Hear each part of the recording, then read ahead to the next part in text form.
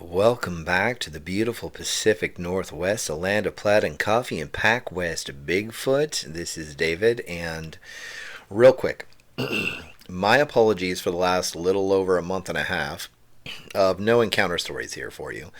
I have just been so packed with work, and you know how work can be sometimes. It can get carried away. As I said, you guys watch and listen to these encounter stories on YouTube, and that does kind of pay for itself. So it's kind of awesome. It pays for a little bit of my time to be here and all of that. But I gotta admit, I still work from home doing my other stuff and web design, consulting, things like that.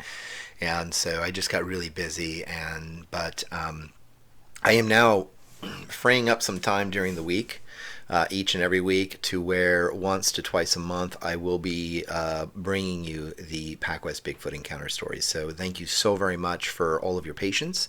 Thank you for all of you on Facebook who have just been tagging along and having some fun, and even listening over over on the YouTube channel, here on the YouTube channel, listening to the old stories. And just I really do appreciate that. Thank you so very much for that. Also, the monthly giveaway is back up and running. So if you are not a subscriber there to PacWest Bigfoot, you can go over to PacWestBigfoot.com, PacWestBigfoot.com. You can get on there. You can subscribe to the newsletter. And here's the deal: that will enter you in for a chance to win. Once a month, I do a drawing from the old PacWest Bigfoot store on the website and get you a coffee mug, or could be a hoodie, who knows. But each and every month I will email you personally and let you know that you won. You will send me your address and I will have that shipped out to you the very next day. Okay, so there you go. Real quick, I also want to give some shouts out, since it's been a while since I've been here, to some good friends of mine. First and foremost, to all of you on the Facebook page, thank you so very much for your patience and your sharing and carrying the community in there. Also, I want to give a big fat shout out to JP Choquette with her new follow-up book to Shadow in the Woods. You guys got to go check that out. It's pretty awesome. I am so looking forward to getting my copy here so I can start reading. It's going to be my little end of spring read. It's going to be pretty awesome. Also, William Jevning, looking forward to getting his new website up, his new blog, and he's got his new YouTube channel coming out called Creek Devil, and it's going to be pretty awesome. Also, I have a couple other shout outs that are very important to me. First and foremost, maybe not, foremost, why not? Is Mr. Gunnar Monson over at Sasquatch Coffee, the owner of the Sasquatch Coffee Company. Just want to say thank you so very much, Gunnar, and to our friend Shane Corson out there. You guys are also a part of the Olympia Project and working really hard out there in the field.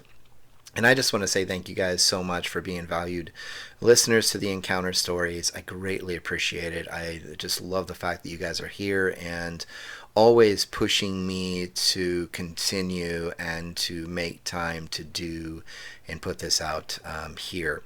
You know, like I said, these may be campfire-like encounter stories, but they do come and they're based on true events from people in their lives.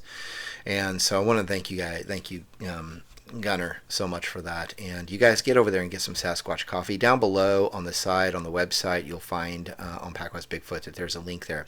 That is not an affiliate link. That is just a straight up link to go get some Sasquatch coffee, so you can get some of the best coffee out here in the world. I'm telling you, it's the best. Also, last but not least, I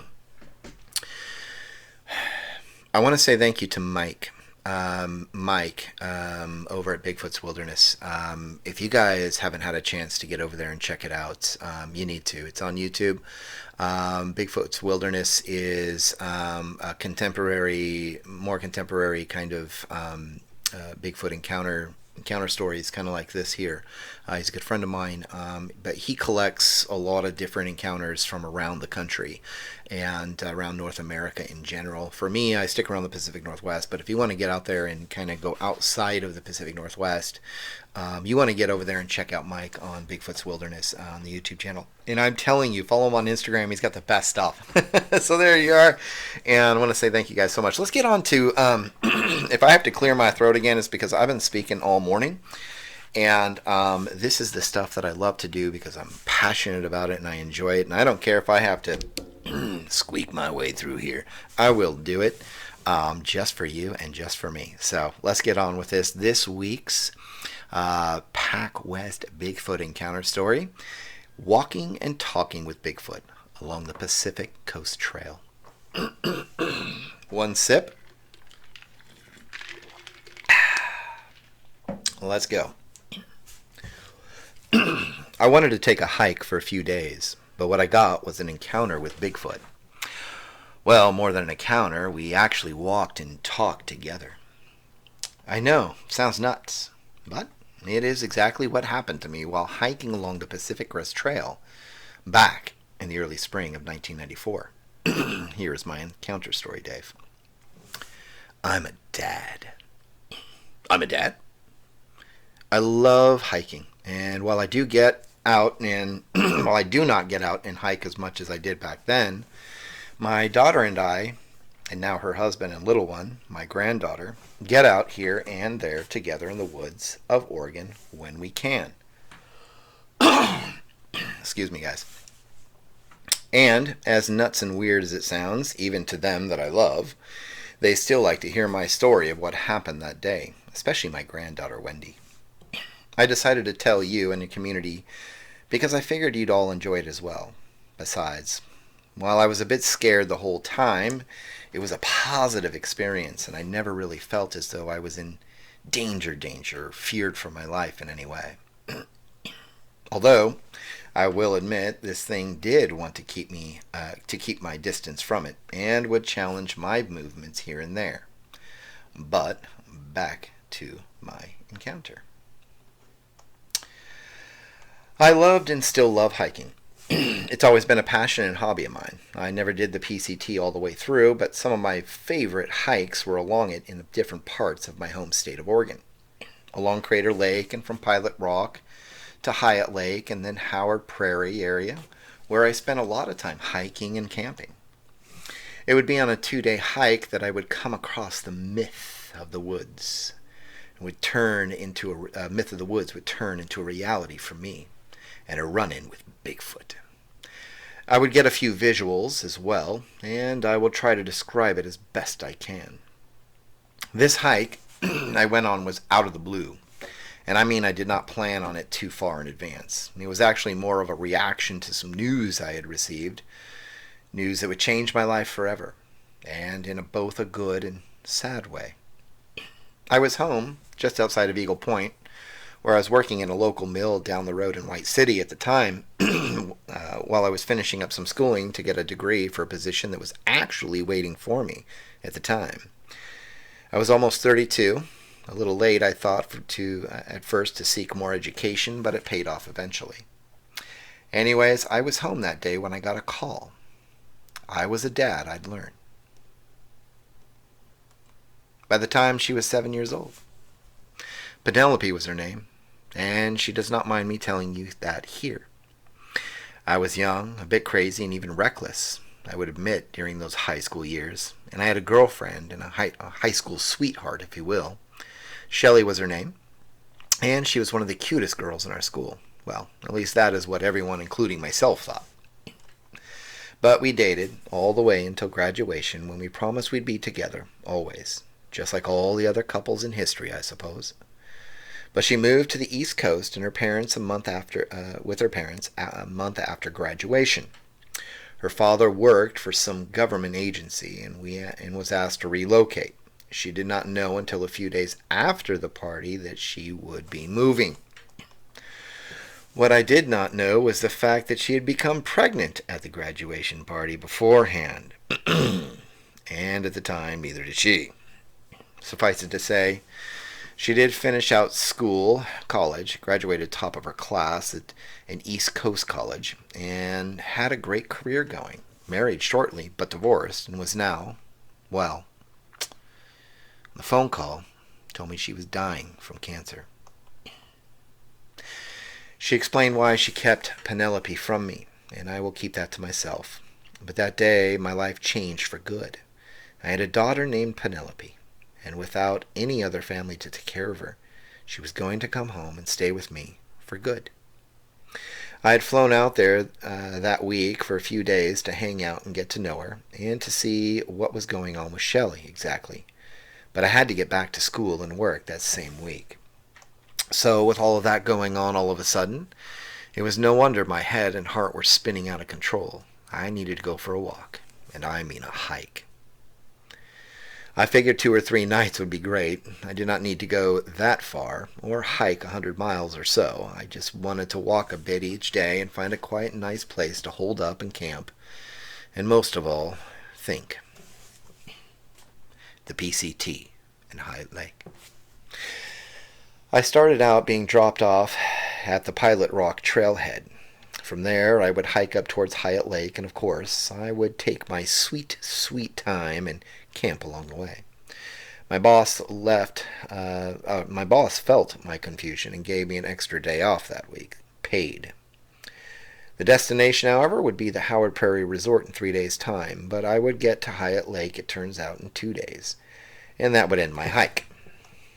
While my encounter was relatively good and free from being completely terrorized or being eaten alive, I was still freaked out at what I saw and what I had experienced. By the end of the first day, I was almost halfway to Hyatt Lake. I made some great time. I held up just off the trail at a small lake or reservoir called Keene Creek Reservoir. There I would camp overnight. It was quiet for the most part.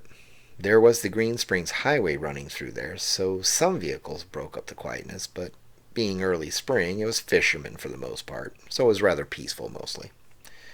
There were some crazy sounds at night around there, I'd learned. There was a home nearby, too, I recall, and wouldn't be surprised if they ever had any stories of the sounds I had heard that night before. It was late, must have been well after midnight when I woke to sounds I'd never heard before. Well, I have heard some strange things in the night in the wilds of Oregon, but this was unlike anything I'd ever heard before. It was a constant whooping sound. Whoop, whoop. For those who have heard such a sound in the forest at night in Oregon, you know what I mean by a whooping sound. It happened over and over and over, on and off for nearly an hour. It could have been a bit less, but it was close to an hour that this animal, or whatever it was, out in the woods was making this weird and albeit new sound to me. As I said, I've heard some strange things before, and now I have a good idea of what it might have been. But this whooping noise was new to even me. Eventually it just ended, and abruptly in the middle of a whoop. Nope. The rest of the night was uneventful, and I crashed again soon after I returned to my tent and warm sleeping bag, walking and talking with Bigfoot.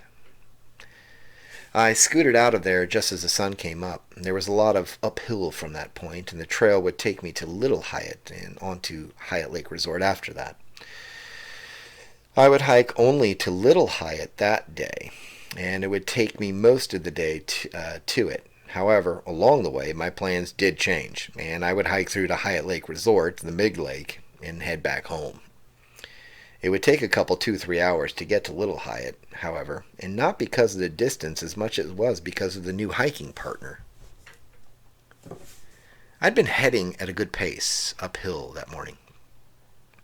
I must have made it a couple miles or so before I started feeling like I was being watched. I stopped at one point to take a break and listen to my surroundings and look around a bit. Unlike some reports have stated, I heard the birdies, and not once did they stop. I listened closely, though. That uneasy feeling did not leave. It actually grew whenever I stopped. As I sat on a dead log for a moment and sipping from my water bottle, I didn't hear anything out of the ordinary. However, the feeling of being watched still would not leave. Mountain lion? Bear? Mountain lion was my best guess, as a bear usually makes some noise as they pass by, and being as curious as they are, I'm sure I would have spotted it by then. I was not worried about cougar, though. I've had them pop out in front of me several times over the years, and to be honest, they really are skittish of us. More than you'd imagine, actually. I got up after a few minutes and continued on. A half mile more, and the sun was up enough to light up the world around me. lots of shadow play in the woods here and there, that's for sure. But there was one shadow that caught my attention. I was coming up and into a clearing when I noticed some movement to my left. It was dark. Whatever it was moved pretty fast, but you could tell out of the corner of your eye that it was most definitely something, and it moved quickly out of sight deeper into the trees. I stopped and a chill went up my spine. I decided to head into the clearing where the sun was bright and just over my shoulder. It did not make the feeling of being watched and followed go away, but I did feel a bit, well, I guess you'd say safer. That was for sure. I decided to stop for a few more minutes and listen again to the forest, and while the birds chirped, so did something else. Something else was trying to, and yet could not do it justice, but it was trying to make sounds like the birds.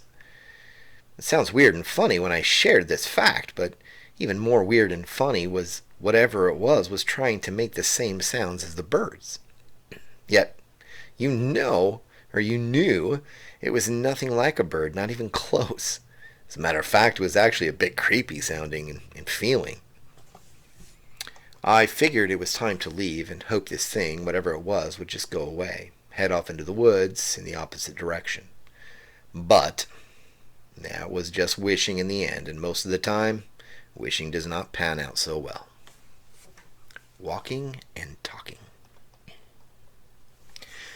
I headed out of the clearing, and soon enough, there it was, the sound of that thing, some animal making bird sounds. However, now I could hear it walking. Yeah, I said walking. At first I thought it was a person trying to annoy me, or a pot grower trying to usher me away from the area. But the footfalls sounded to me a whole lot heavier than a person did or would. At least nobody I'd heard had ever had a heavy step like that before. After a few minutes, I could see the large shadow moving again.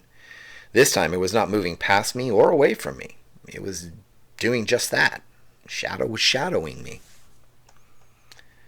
I could make out height to it. And boy, was this thing tall. As it shadowed me further, between the break and the shadows, I eventually got a glimpse of what seemed to be a tall something or other with long, swinging arms and long strides following along with me and chirping away like a bird as we walked along. My mind, Bigfoot. And then my mind started reeling away at the thought that I was being shadowed and followed by a Bigfoot, a mythical creature of the woods. And that is what I'd see a minute later. I could not believe my eyes or ears. As I walked along the trail, I could see this thing paralleling me, and suddenly as I stopped, it stopped too. It was tall, nearly a chocolate brown color, and taller than me by at least 3 or 4 heads, and I'm 6 foot. And this thing was all of 8.5 feet tall, at least. I could make out some of the smashed or really flat-like face. The nose was pretty flat too, and the skin color was dark as well. It was all wrinkled and rather scary looking. The hair was matted down here and there, and it just stood there, not 30 yards from me or less. Suddenly, it started talking, or mumbling. No, it was no language I'd ever heard before, nor did I think it was a language at all. But I am no linguist, so who knows for now. What I do know is that it sounded like it was talking. Was it talking to me? Not sure. But I decided to walk on some more, and even though I was pretty frightened at that point, I talked back. "Hey, are you a Bigfoot?" Yeah, I started out with a dumb question. But, to my surprise, the thing stopped, and then mumbled right back in my direction. And after that, it continued on at the same distance away, but keeping pace with me, which did not seem hard for it through the trees and brush. Talk about crazy. Soon enough, we were talking and mumbling back and forth. Of course, mine was in English, but that Bigfoot was mumbling right back, or maybe speaking itself. Like I said, who knows if it is a language at this point. I was still frightened, although something inside of me felt as though I was going to be fine. But nonetheless, I was crapping my pants every time that thing would speak in its low, rumbling voice. And I swear sometimes you could feel it, the vibration of that voice and all, even from that distance. However, being human sometimes means making bad choices. I eventually decided to try and get an even better look at this thing, but the moment I walked off that trail, a large stick or rock would fly at me. I tested that thing 3 times. The first one I remember being a rock, actually. The last 2 were large limbs, I guess you'd call them, not sticks. Little Hyatt, Big Tucker. I wanted to keep it wanted to keep its distance, that was for sure. And the way it threw that stuff at me and grunted or growled a bit, I decided it was fine and dandy by me. But as I backed off, seconds later, the conversation seemed to take up where it had left off. Of course, here and there, it seemed for a minute or so that it had left, walked off and disappeared, but just as I thought that this second most exciting part of my life was over, he, or it, was back, mumbling and talking and walking away. I hate to describe it this way. But have you ever heard a person living on the streets walking by mumbling to themselves that they were having a conversation with others? Yeah, that's what it was like. However, this Bigfoot was talking to me, I believe. I approached Little Hyatt Lake finally, and from there it was about 30 or so minutes from the resort itself. I was thinking safety, like I said. I was still freaking out at what I was both seeing and hearing. Trust me, while hours and days later I would smile about everything that was happening or had happened, that moment I really wasn't. But I was excited. And at every section the trail seemed to move closer to this giant creature, or animal of some kind. It'd give me a pretty stiff warning each and every time I did so.